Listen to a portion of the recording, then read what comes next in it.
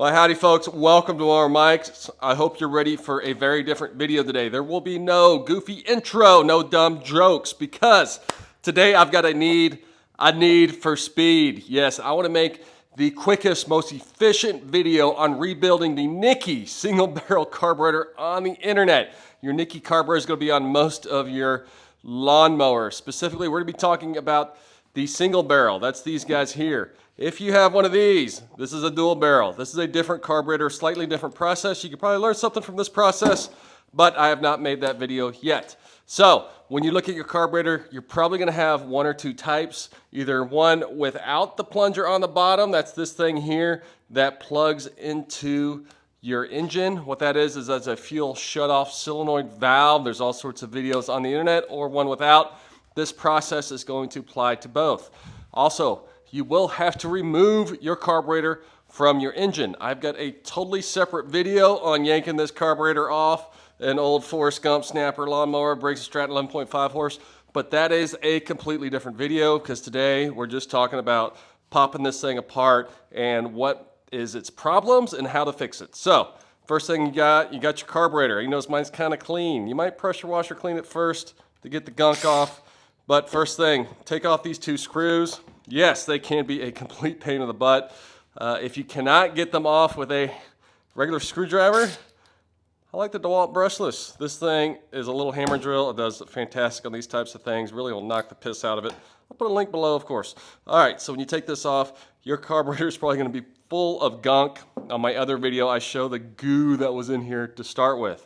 I can see this thing totally sucks. The design is absolutely crap. You've got a completely plastic innards with metal pushed into the plastic. So first thing we're going to do, we're going to walk through the main issues here. Take off, all you do is pull it off, and you're going to see a couple of gaskets right there and right there. Now, when I initially started doing my research, I thought, hot dang, we've got to get a whole new carburetor kit, which comes with all the new plastic pieces, new float and everything. So I went on the Amazon. I ordered all the carburetor kits, and trust me, do not do this because they all completely suck. I'm going to show you how to rebuild it just with this little $5 gasket kit. It will fix 95% of your issues because these O-rings are really what goes bad, and the goo in here. All this crap here, trust me, it did not work for me. So we'll talk about why in a minute. All right, so you got this off. Take this off, and then on your carburetor plastic piece right here, this is where the fuel actually comes into the carburetor. So a lot of times this O-ring right here gets smashed, and we have a new one in our kit. So take that guy off, and then you're going to go ahead and look at this. So the jet itself is pressed into the bottom of the plastic piece, and there's usually an O-ring underneath here. Mine got totally trashed out, so a lot of times the O-ring on the actual jet is what causes your issues. See, I've already taken it off because it was deteriorated.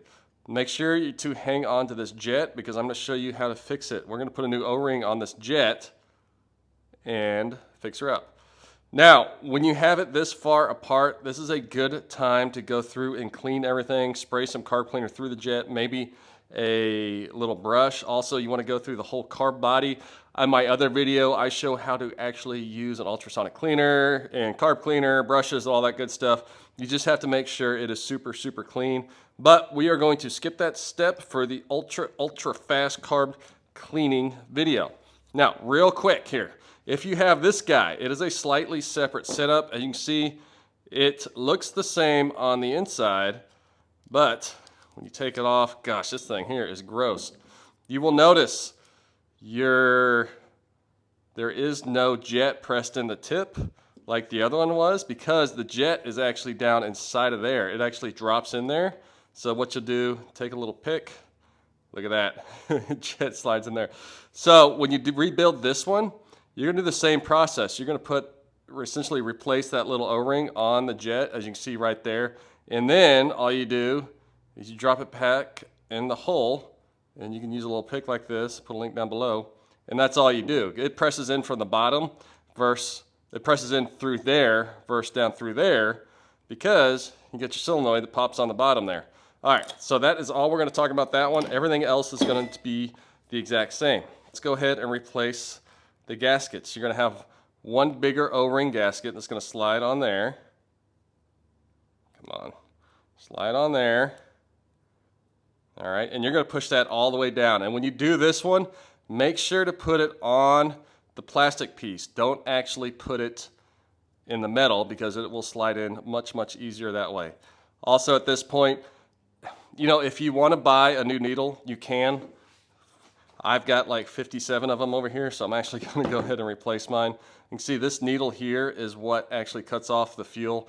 Most of the time this is not going to be the issue, but if you have a few of them, like me, you can go ahead and swap it out if you want. And then that'll just slide down in there, like so. This is super, super easy as long as you don't lose your parts. All right, so we got a needle. Now, sometimes when that little needle is leaking, it can cause issues. All right, so we've got that, we got it all cleaned up. Next, let's get to the jet. Now, you're like, Mower Mike, what are you talking about? These kits are fantastic. Well, I'll tell you the issue on these kits. They came with new jets, O-rings, new O-rings for the main carburetor jet, which is this guy here. The problem on all these kits that come with all the plastic pieces on the inside, the new O-ring for the jet is way too big and it does not fit in there. That's this guy here. This one does not fit. In the kit I bought just with the O-rings, it came with this guy here. See, it's much, much thinner. That is the size you need or else it won't slide back in its home. So what you do is you slide this on here.